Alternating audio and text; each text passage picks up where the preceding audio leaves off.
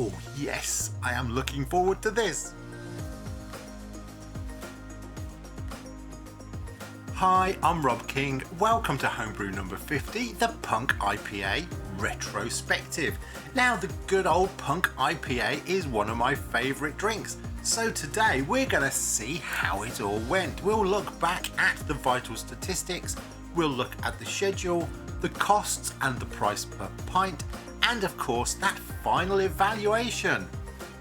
How did it all turn out? And its ranking against other homebrews this year.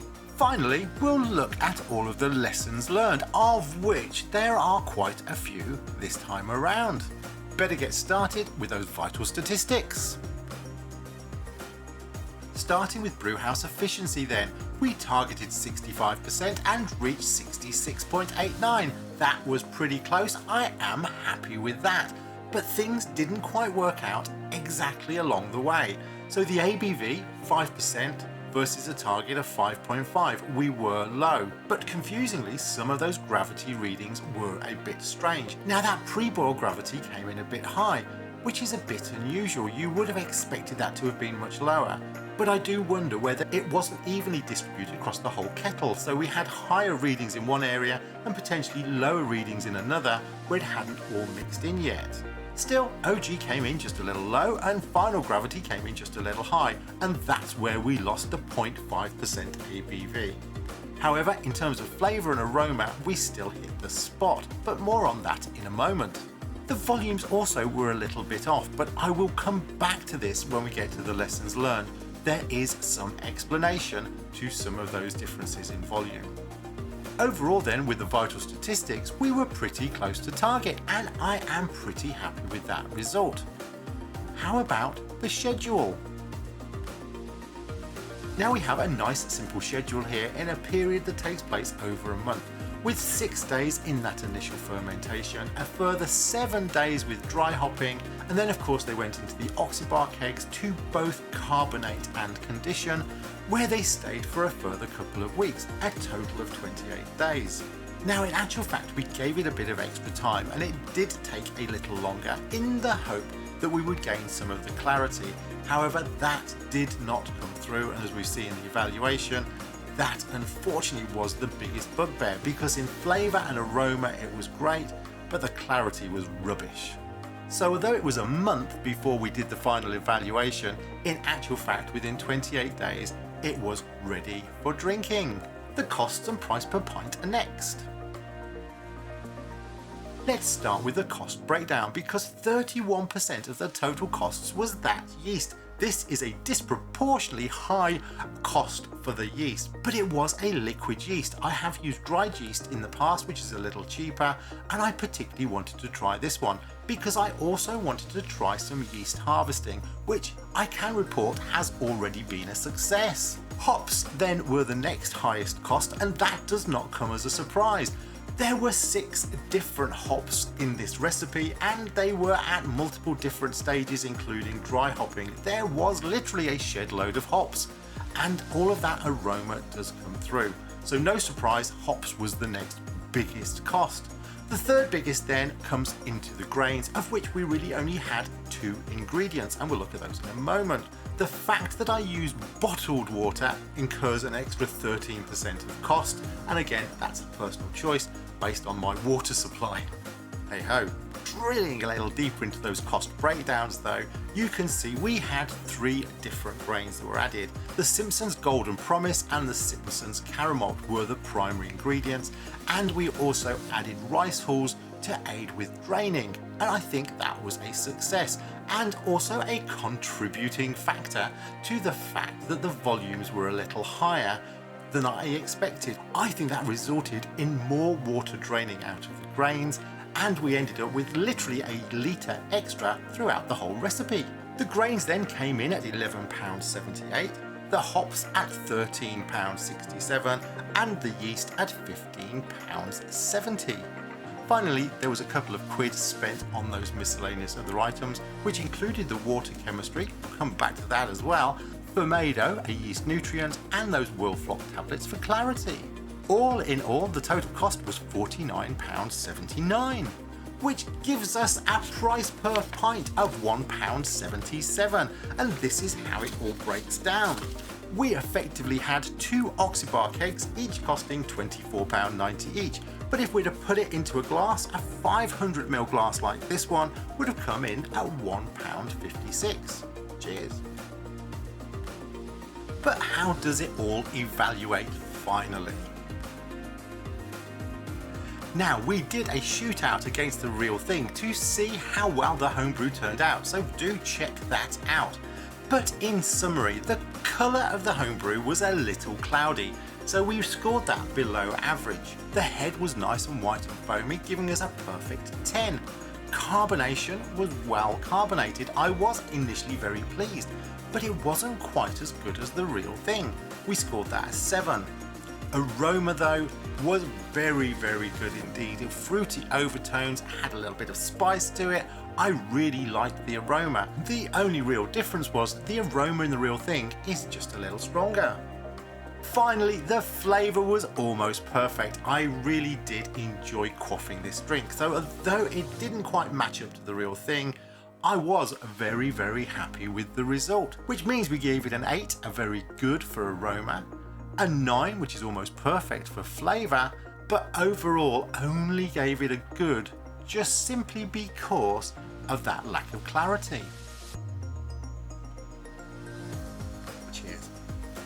So how does it stack up against all of our homebrews this year? And unfortunately, it comes in at number 5, which seems a little harsh, but we have had a brilliant first half of the year. And on the Punk IPA in particular, although the flavour and the aroma were both absolutely great, and the ranking would probably come out slightly differently if I was to just look at those 2 factors, it is the overall, and we didn't quite match up to the real thing, whereas the others don't quite have the same challenge of trying to match up to one of the most popular drinks. Never mind. Cheers. Right then, time for some lessons learned. Cheers. Lesson number 1, we scaled that wonderful Brewdog recipe, which was fantastic, which left us with a huge grain bill, a lot of hops, and some strange water chemistry, which included a sulfate to chloride ratio of 5:1. Now, the thing about a high sulfate ratio is that brings out the flavour of the hops, but typically you would see it as 2:1, and this was 5:1. Those hop flavours really are important to this recipe. Lesson number 2 was that activator yeast, which I have to say worked terrifically, but if you watch the video you'll see me slamming the packet trying to break the internal seals so they would activate the yeast. All in all, it worked wonderfully, but that getting started step did take a couple of goes to kick it all off. Now, I did run into a couple of issues during this homebrew, and this is the first of them. I have a wonderful fermentation chamber called the Ferminator, and it works pretty well on the whole. Now, twice during this homebrew, the fermenter and then the kegs did not fit, and it meant that I needed to work around to fit in a blow-off tube for the fermenter and tilt the kegs on their side so they would fit. However, one of my detours during the video was to extend the Ferminator. Lesson number 4 was the power settings. I just keep making mistakes with power settings with homebrews. This time I made a different mistake, which was during mash out, that I powered up too much, powered past the required temperature, and ended up at 87 degrees centigrade, I think. It was too high because I set the power on full at that stage.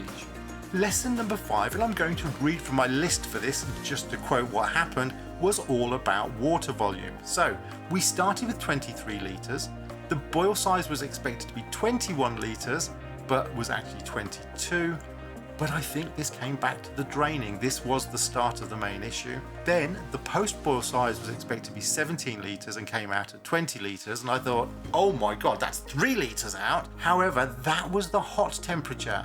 When I measured again at cold, the expected post-boil size was 17 litres but came out at 18.5. Aha! So the difference was between hot and cold post-boil. That makes some degree of sense, and that 1 litre difference was probably from the earlier step of draining. It's all starting to add up now. The fermenter volume was therefore expected to be 15 litres and came out at 16 litres. Well, I'm not exactly complaining about that, but I think we can now attribute it back to that original draining stage. I think I'm going to have to make a small adjustment to the boil off rate to reduce it just a touch, but only a small amount now, because I think that 1 litre aside, we're only trying to adjust a final half a litre difference, which is probably pretty small. Lesson number 6 are those pre and post boil gravity readings, where the pre-boil reading was higher than the post-boil reading. That makes no sense. 2 potential causes: 1, me, I'm making a mistake. 2, it's the equipment, it's out of calibration. I'm not sure which one it is, although I do favour the fact it's probably me. However, this is now the second time I've had a strange reading, so I need to do something more carefully next time, and also try and have a backup plan, like for example an ice spindle, which brings us to lesson number 7. I did purchase an ice spindle, although it arrived too late to put it in initially. I did add it partway through. However, I also did not configure it correctly. You have to give it a certain naming convention in order for Brewfather to pick it up, so it just gave a consistent 1.004 reading for the whole brew. However, it did give us the temperature reading, so that also is an interesting lesson to come. I am going to do a little side project on how to configure the ice spindle before I do my next homebrew. Sticking with the ice spindle, there is another interesting fact, lesson number 8, which is because I now had the Ferminator external measurement and the ice spindle internal measurement, I detected the fact there's a 0.8 degrees centigrade difference between the external reading of the probe that's stuck on the outside of the vessel and the measurement from the ice spindle inside the wort itself. I will continue to see if that remains consistent and will perhaps have to adjust temperature control accordingly. Sticking with the Ferminator for lesson number 9, I also used the Ferminator to cool the water for cooling. This was a handy dandy little trick, given both my freezer and fridge were full at the time, but I wanted to try and reduce the temperature below that of the groundwater, which I was able to do just a smidge in the Ferminator. Lesson number 10, which I'm sure was obvious to everybody else but was a lesson for me, was removing the grain basket, which historically I have fought with to try and get out of the wort.